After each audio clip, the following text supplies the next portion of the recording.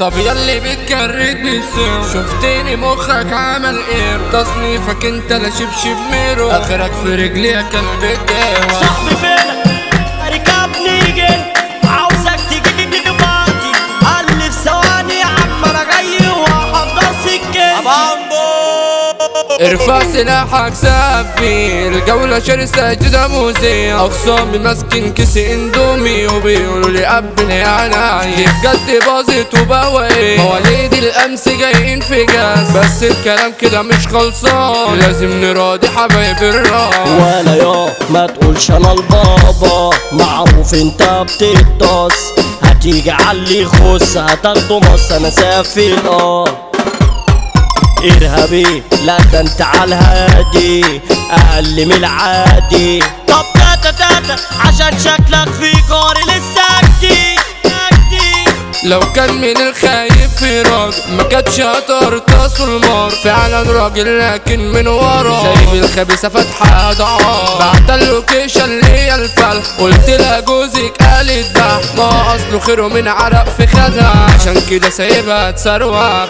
باش ده خطر الاوباش ربع ونص وحبايه والصيدليه بقت اخطر من اي دولاب في الدايره.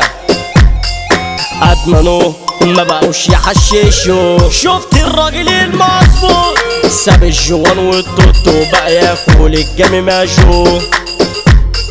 طب ياللي بتكرر بالسم شفتني مخك عمل ايه؟ تصنيفك انت لا شبشب ميرو اخرك في رجلي يا كلب الدوا. الهادي لسه مرجع فيه بعد ما رنوا عشان نعبيه في قرار وجوابي بكافيه دي ليه بتاع ايام فانك وميرسي. بوم ضغط عملت انا الصح مع نفسي مش مع حد عملت الكوست بعالية اوسخ صحابنا صابوا للفخ جدعوا بس ما تزعلوش عاوزيني في الكلبوش الليكم عملت بلوك واللي هشوفه اسنطره.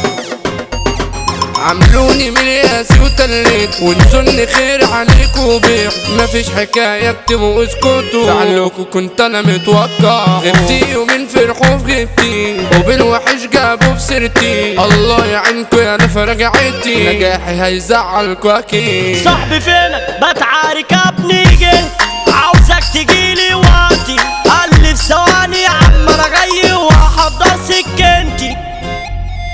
هما دول اللي ما شافوا السوق كانوا 5 وانا بطول راح قال لي كان بيها ورحنا قطعنا وشوشهم.